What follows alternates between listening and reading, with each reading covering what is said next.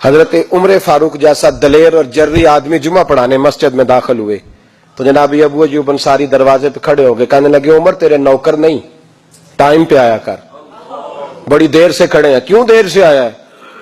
بڑے جلالی تھے نا حضرت عمر، لیکن وہ جلالی اس وقت تھے جب کوئی ظلم کرتا تھا، اور ذات کے لیے جلالی نہیں تھے۔ کب وقت پہ آیا کر، کو ملازم نہیں تیرے۔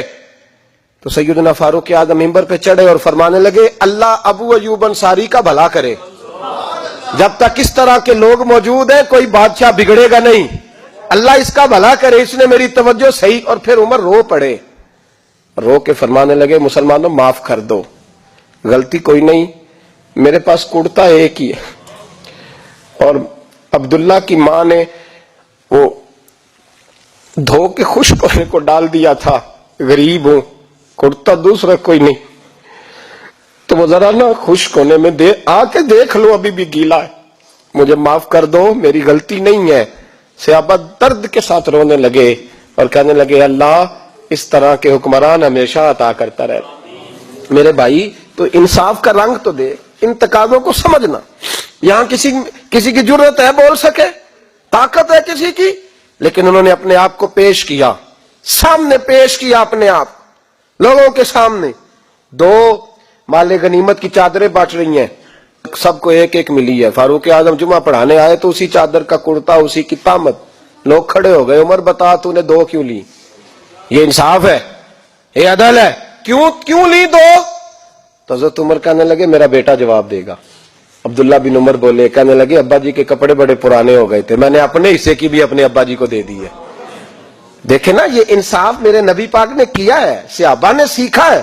میں اور آپ تیار نہیں، ہم تیار نہیں انصاف کے لیے، ہمارا مزاج نہیں انصاف کا، ہمیں خود بہت سارا آگے پیش ہو کے رنگ دکھانا پڑے گا، اس کے لیے ہماری تیاری نہیں۔ اس لیے ہم حکمرانوں کو گالی دے کے چپ کر جاتے ہیں، اس لیے ہم وکیلوں کے کہتے ہیں بکتے بڑا ہیں، جج بکتے، یہ باتیں کر کے ہم خاموش ہیں، ہم پیش نہیں کر پا رہے، ابھی تک ہم اپنے آپ کو کھڑا نہیں کر پا رہے کہ ہم سے مطالبہ کرو انصاف کا، کھڑا نہیں۔ غریب سے لے کر امیر تک جو جس جگہ بیٹھا ہے، جس منصب پہ بیٹھا ہے، اسے تقاضا عدل قائم کرنا چاہیے، اسے انصاف کا بول بالا کرنا چاہیے، اسے ہر مقام پر یہ سوچنا چاہیے کہیں ایسا تو نہیں کہ میں بے انصاف ہوں۔ اور یاد رکھیں انصاف ہوتا ہے، نہ انصاف کی آنکھیں ہونی چاہیے اور نہ انصاف کا دل ہونا چاہیے۔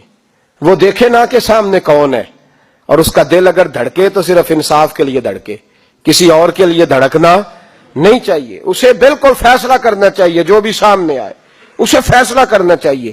اپنے آپ کو پیش کرنا سیکھیں، معاشرے میں انصاف کرنا سیکھیں، عدل کرنا سیکھیں۔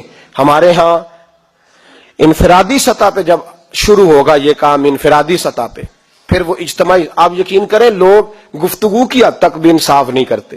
کوئی آدمی اگر صحیح کہہ رہا ہے نا بات، لیکن ہمارے مفادات کو ٹھیس پہنچ رہی ہے تو اس کی مخالفت کرنا ہم ضروری سمجھتے ہیں، کہتے ہیں بات صحیح کر رہا ہے، پر چونکہ میرے مفادات کی نہیں، لہذا میں اس کو اس بات میں آگے بڑھنے کی اجازت نہیں دوں گا۔ 2-4 دن پہلے ایک صاحب مجھے سمجھانے لگے، کہنے لگے معاملات تھوڑے آگے بڑھ رہے ہیں، اب تو چیزیں بڑی ساری صحیح ہو گئی ہیں، علماء کو نرمی کرنی چاہیے۔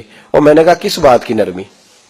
ہماری آواز تو اتنی مؤثر ہے ہی نہیں، ہم نے تو کبھی دعویٰ ہی نہیں کیا کہ ہماری وجہ سے بڑا انقلاب آ رہا ہے۔ اگر کونوں میں بیٹھ کے مسجدوں میں رسول اللہ کے نام کی دعائی دیتے تو اتنا تو موقع دو نا، ہمیں کم از کم اتنا تو کرنے دو۔ اور وگرنہ اگر ہم سے پوچھو تو مرحوم کہہ گئے تھے جتنے غریب گھر ہیں اجالوں سے دور دور، اتنی ہی روشنی میں چراغوں سے چھین لوں، اور جتنے غریب تن ہیں لباسوں سے بے نیاز، اتنی ہی چادریں میں مزاروں سے چھین لوں۔ اتنی تو ہمتیں ہوں میری کم سے کم بلند کہ شاہوں کے تاج فقط اشاروں سے چھین لوں۔ عدل رہے گا تو امن رہے گا، عدل رہے گا تو سکون رہے گا، عدل رہے گا تو معاشرہ بنے گا، اور انسان رہیں گے۔ اور اگر بے انصافی ہوگی تو بھیڑیے پلیں گے، درندے پلیں گے۔ یاد رکھنا انسانوں کی بستی اس وقت تک قائم رہتی ہے جب تک اس میں انصاف رہتا ہے، اور جب انصاف رخصت ہوتا ہے پھر بھیڑیوں کا راج ہوتا ہے۔ اگر چاہتے ہو کہ دنیا میں انسان رہے پھر انصاف کرنا پڑے گا، اور اگر بھیڑیوں کو موقع دینا ہے تو ٹھیک ہے، پھر کسی طرف نہ دیکھیں، اپنے آپ کو سجائیں، سنواریں، دل کو روشن کریں، ادھر بڑھیں جدھر انصاف زیادہ ہے. اللہ اپنے محبوب کی سچی غلامی عطا فرمائے. آخر دعوانا الحمدللہ.